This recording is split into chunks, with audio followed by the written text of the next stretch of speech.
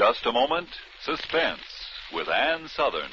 Billy, turn that radio down. How can we play bridge? Okay, Mom. I like the Autolite show, but not so loud. Whose deal is it, May? Mine, Mary. My husband Ed always listens, too. When he's home on Thursdays, our house sounds just like his service station. I know what you mean. Tonight's probably spark plug night. You'd think the announcer with his commercials would be enough, but no. It's switched to Autolite resistor. Spark plug.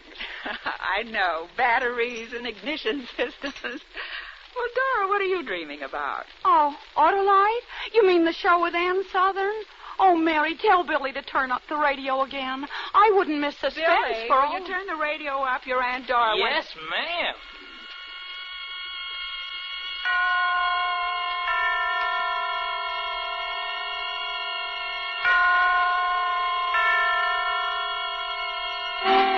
Suspense.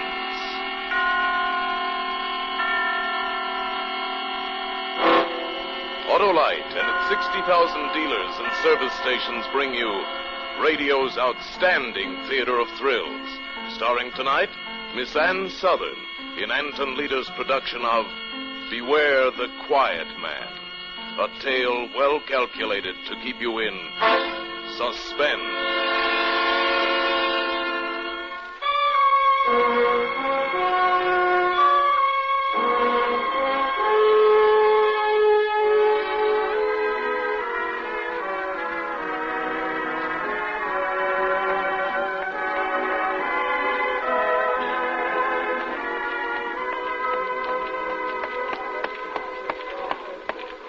What do you have?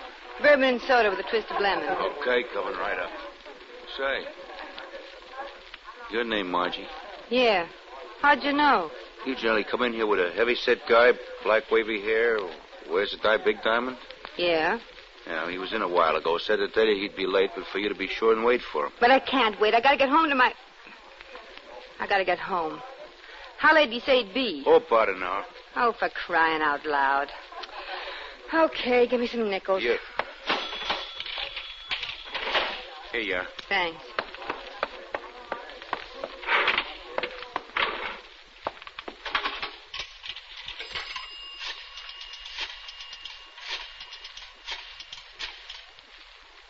Hello?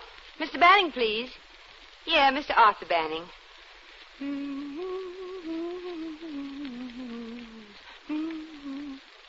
Arthur? Margie. I'm going to be late for supper. Yeah, I ran into a girl I used to know at Lincoln High. She wants me to have a drink with her. Yeah. And say, will you pick up some hamburger on the way home and start the potatoes? I'll be there as quick as I can. Bye. Here's your drink. Well, here's mud in your eye. There's a young fella down the end of the bar wants to buy you one. No, thanks. Well, it looks like a nice guy. That tall blonde fellow over by the mirror? None other. And you got a whole hour to kill. Is he... He isn't drunk, is he? Nah, he's had a few, but he always carries it good. I might help pass the time. Say, what's it to you anyway? $5. He said I'd sure appreciate it. He offered you $5 to get me to have a drink with him? Yeah. He is kind of good looking. Well, okay. Sure, what the heck, I'll have a drink with him.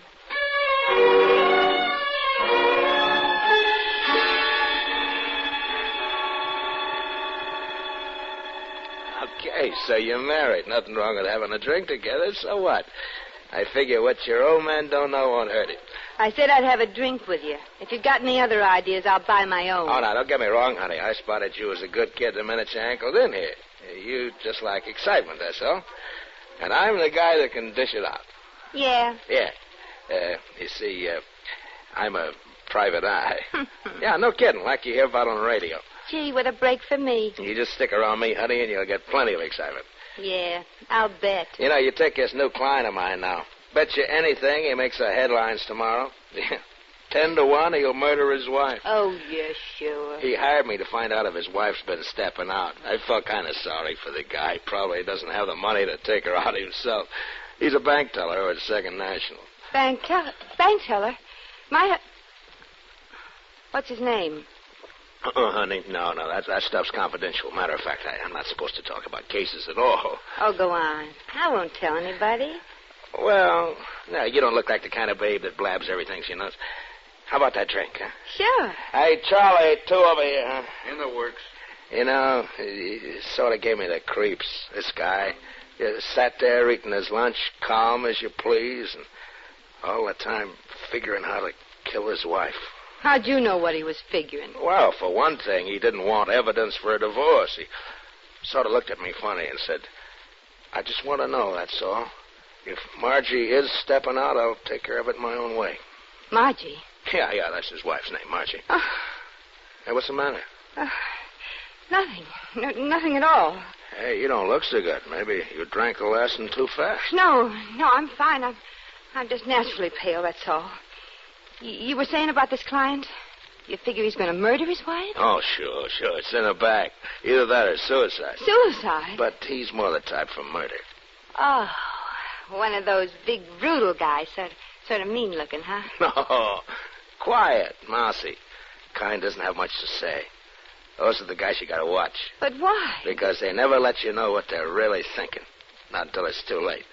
They don't? You know, most guys, when they find their wives stepping, will raise Cain. Maybe they'll even get a divorce, but they don't get sore enough to murder.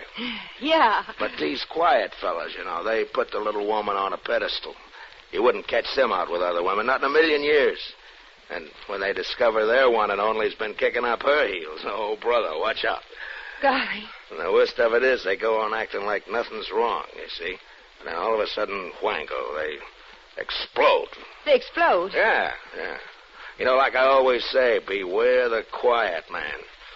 Like this new client of mine, for example, calm. You never met anybody calmer, but What does he look like? Oh, he's just about average, I guess.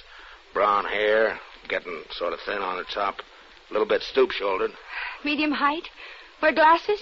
Yeah, you know him? No, I don't know any of the boys. Excuse me. Hey, where you going? I gotta make a phone call. Just remembered something. Don't go away. I'll be right back.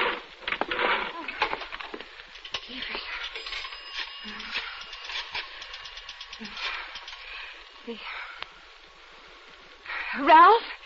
Margie. I can't see you this afternoon. No, I'm not sore about you being late. But whatever you do, don't come into Charlie's place. Yeah, that's where I am now. You bet there's something wrong. There's plenty wrong. Either this guy I'm talking to is crazy, or else Arthur's planning to murder me.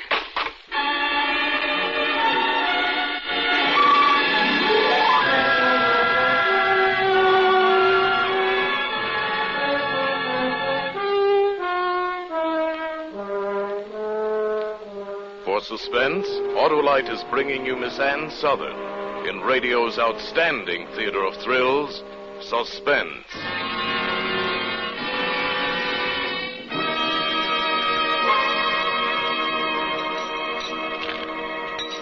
Well, Dora, we're down 200 on that hand.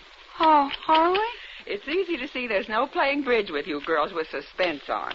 So let's stop playing and switch to Autolite spark plugs or whatever for the rest of the half hour, huh? Oh, Mary, I could kiss you. You're such an understanding sister-in-law, and I don't want to miss a single word. What about you, May? Dora, did you know that my husband knows Frank Martin, the Autolite salesman? He does? Well, then let's listen to Mr. Martin. Right now, you can get Autolite resistor spark plugs almost anywhere in the United States. They're sensational. Why, no other spark plug will give and maintain such performance. Autolite worked with leading car and truck manufacturers, and they ignition engineered a 10,000 ohm resistor right into the Autolite spark plug that permits a wider spark gap setting and maintains it far longer than in other spark plugs. Actually, when you replace your narrow gap spark plugs with a set of wide gap Autolite resistor spark plugs, you can tell the difference in your car. Oh, dear. And to think that I'll hear every word of that again from Ed when I get home. Now, here's the simple lowdown. As a result of the wide gap in the resistor spark plugs, your engine idles smoother, you have better luck with lean gas mixtures, and save gas. And within established limits, you reduce spark plug interference with radio and television reception. Yes, and today you can get the resistor spark plug from almost any of Autolite's 60,000 dealers. That's the biggest spark plug news in years. And now, Autolite brings back to our Hollywood soundstage Miss Ann Sothern as Margie in Beware the Quiet Man, a tale well calculated to keep you in suspense.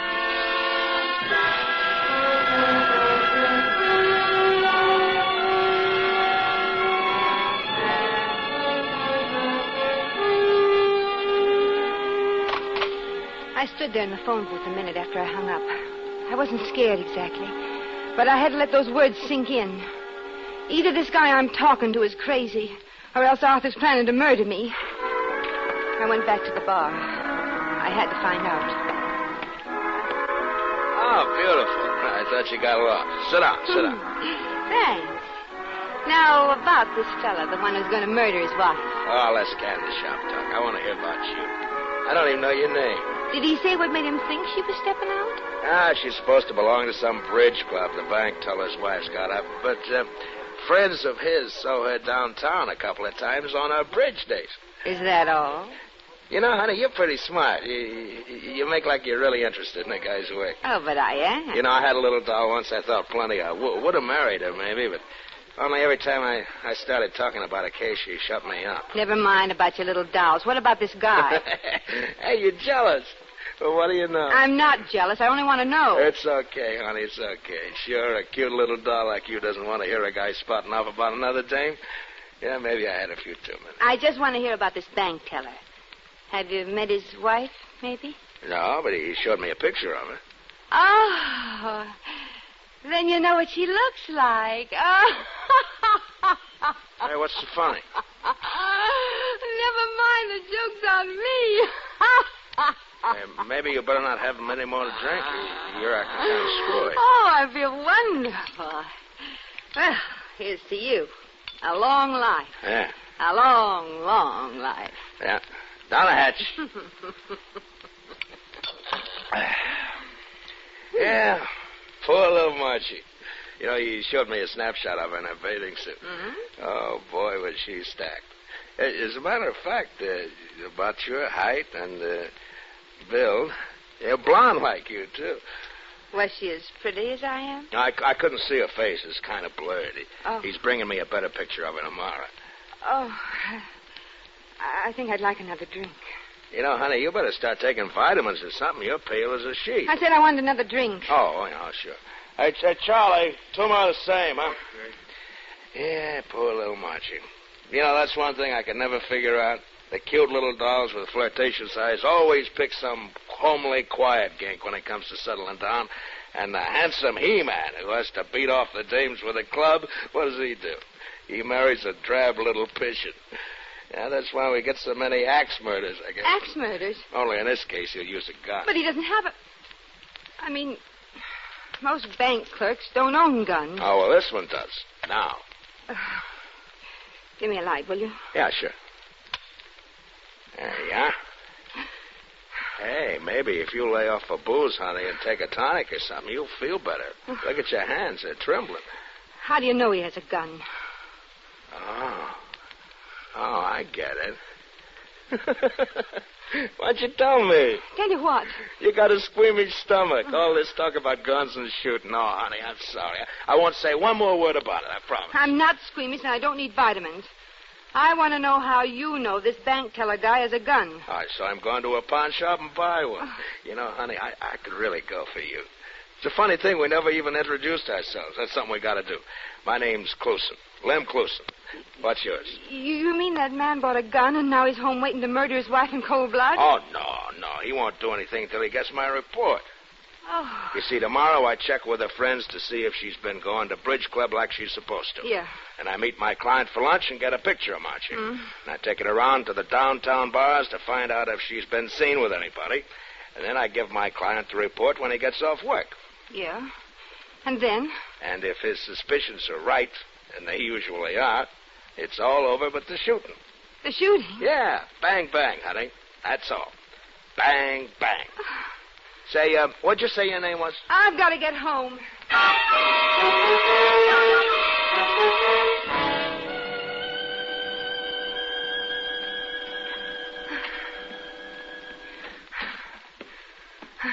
Hello, dear. Hello, Arthur. I was beginning to worry about you. Well, I really couldn't help being late for dinner. I wanted to leave, but Maybelle, that's her name, you know, the girl I used to go to school with, she kept talking yatta to yatta, and I just couldn't walk out on her in the middle of a sentence. That's all right. I didn't mind. Hey, the potatoes are all ready like you told me. Shall I, No, I'll hurry dinner. You just sit down and read the paper. Huh? Well, thank you, dear. You all right? You look a little flushed. Oh, I'm fine. I was just rushing, that's all. It'll be ready in a minute. Did you have a hard day, darling? Oh, usual. People are taking out more money these days than they're putting in. Yeah, prices are awful, aren't they? Nothing unusual? I mean, nothing happened today? Oh, a funny thing. Man came rushing in this morning, first thing the doors were opened. Wanted to withdraw all the money from their joint account before his wife beat him to it. Seems she was leaving him for another man. Oh, how awful. Oh, yeah. While he was there, she appeared. You should have heard her carry on. Huh. She was a real shrew. Well, what happened? Oh, nothing. He didn't say a word. He was a gentleman. But I'll bet if he'd had a gun, he'd have killed her. Oh, well. Seems things like that happen all the time. Newspapers full of it.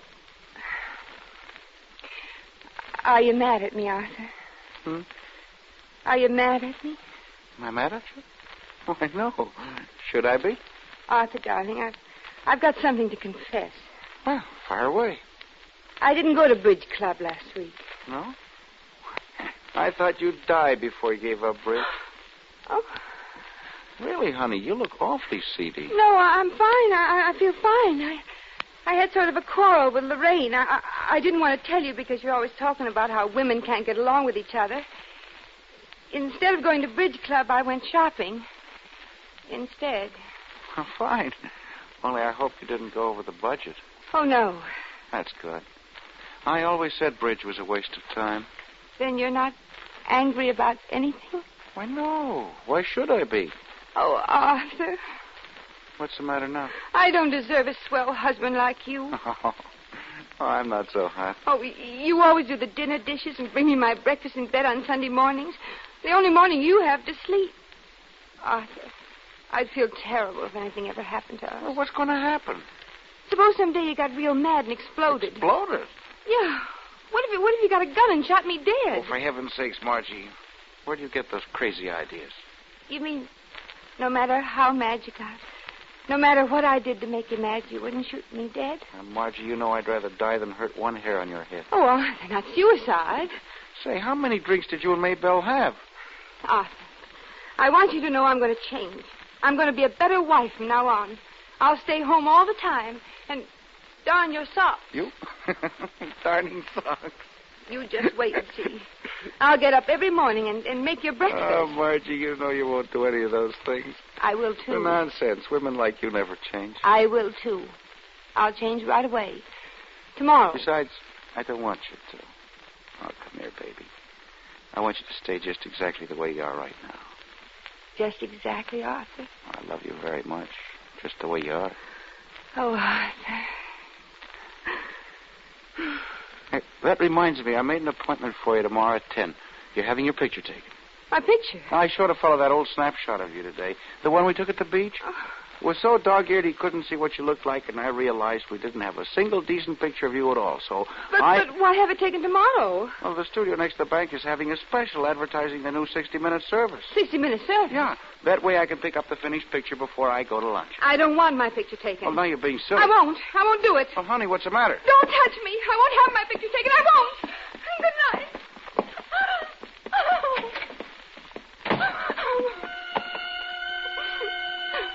Sort of gave me the creeps, this guy. Sat there eating his lunch, calm as you please, all the time figuring how to kill his wife. Quiet, mousy. That's the kind you gotta watch. Never let you know what they're really thinking. All of a sudden, wango, they explode. Bang, bang, honey. That's all. Bang, bang. Oh, no. There must be some mistake. Arthur wouldn't hurt me. He wouldn't. I won't think about it. I'll take a sleeping powder and go to bed. The gun. He did buy a gun. It's all true. Every word of it's true.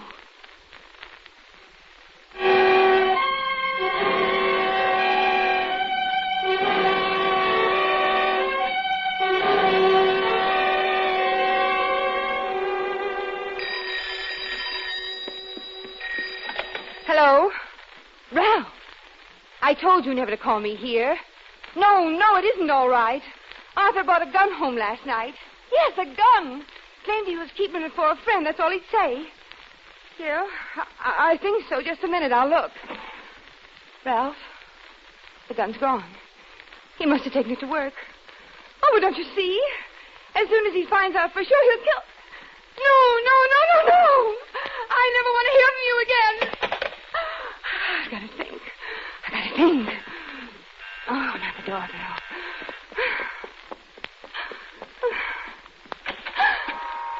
Oh, Lorraine. Well, who'd you expect, darling? Frankenstein?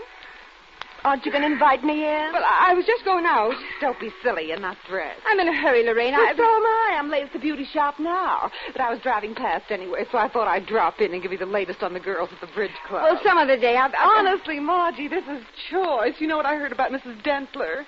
You know, she's the wife of Ben Dentler, the new teller at the bank. The one from Chicago. Lorraine, if you don't mind. Oh, that's right. You haven't met her. Of course, you haven't been around lately. Well, she's kind of a pretty little thing in a plucked eyebrow sort of way. But you should hear what her husband told my husband. Lorraine, Of course, I promised Ed I wouldn't breathe a word. But crying out loud, Lorraine. What brought that on? I haven't time to stand and gossip. What's wrong with you today, anyway? You're as nervous as a cat. I'm all right, perfectly all right. But here it is, 10:30. 10:30? Good heavens, I'm a half hour late. Well, goodbye. I've got to run. Oh, darling. Be sure and read the Gazette tomorrow. They're running a story about our bridge benefit. Okay, goodbye. Pictures and everything. They didn't have time to take a new picture, but I gave them the one we took at the Valentine party. The one I was in?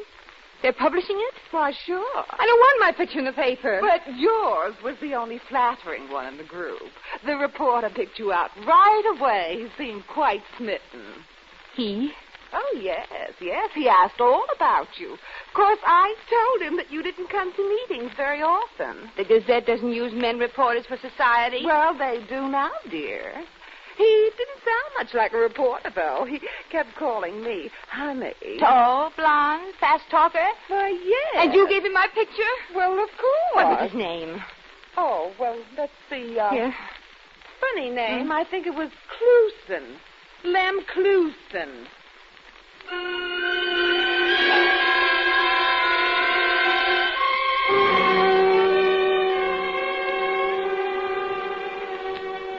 But, Charlie, it's a matter of life and death. I've got to get a hold of Lem before noon. Well, like I said, he ain't been in. You sure he never told you where he worked? No, he's gumshoeing for some private detective outfit. Oh, give me some nickels. Lots of nickels. I got some telephoning to do. Acme Detective Agency. Do you have a man named Clusen working for you? Lem Clusen? No? Thanks. Brandon Agency? I want Mr. Clusen, Lem Clusen. Oh. Yeah, I guess I got the wrong number. Hawkshaw Detectives. I'm looking for a man named Lem Clusen. No, I don't want to hire you to find him. But you're the last one in the book. He's got...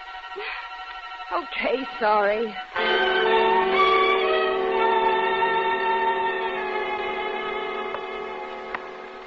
No luck? No.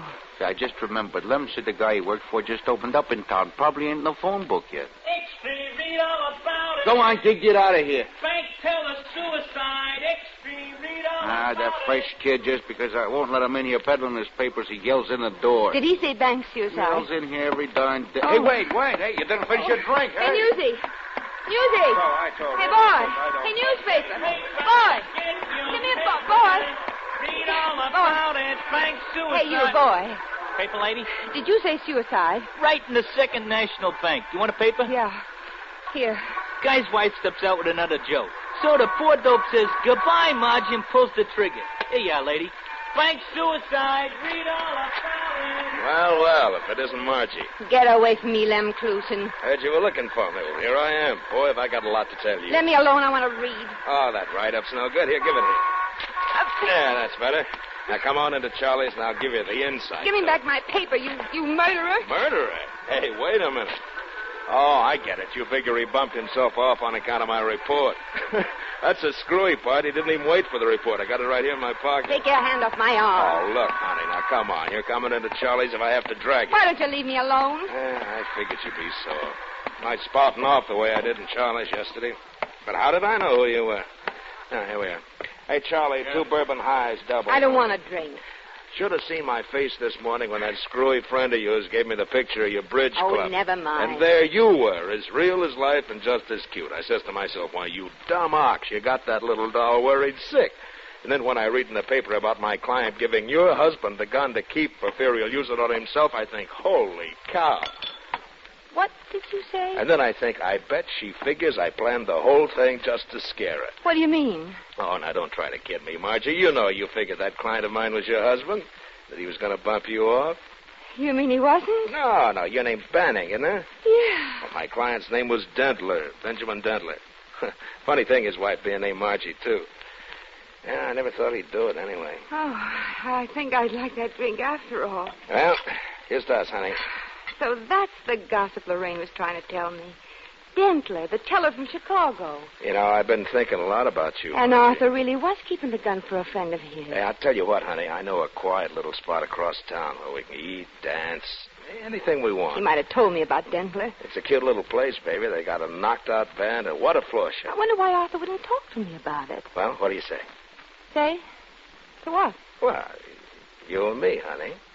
Our date. Oh. You're asking me to step out with you?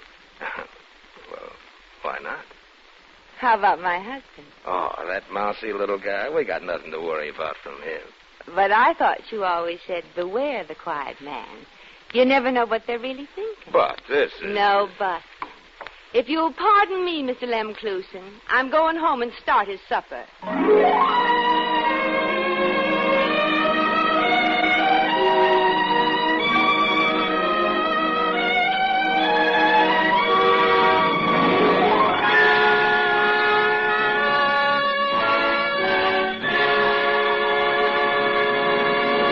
Thank you, Ann Sothern, for a splendid performance.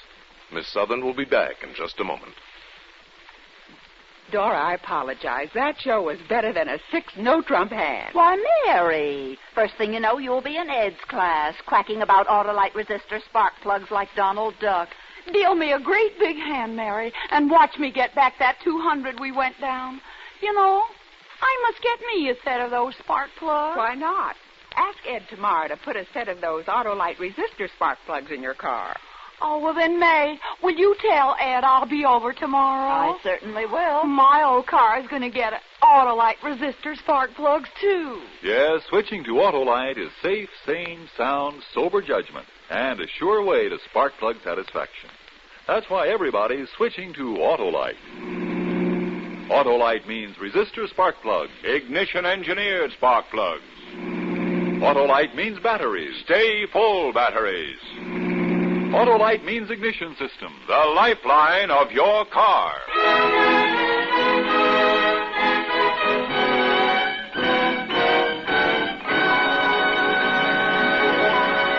And now, here again is Miss Ann Sothern. I've enjoyed this appearance on Suspense very much. And as a regular Suspense listener, I'm looking forward to next week when Martha Scott stars in Crisis, a powerful study in... Suspense.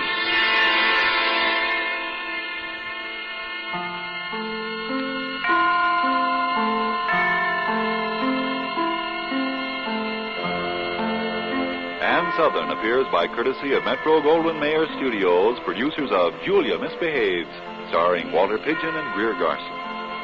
Tonight's suspense play was written by Toby Hall, with music composed by Lucien Morawick and conducted by Lud Gluskin. The entire production was under the direction of Anton M. Leader. Next Thursday, same time, you will hear Martha Scott in Crisis.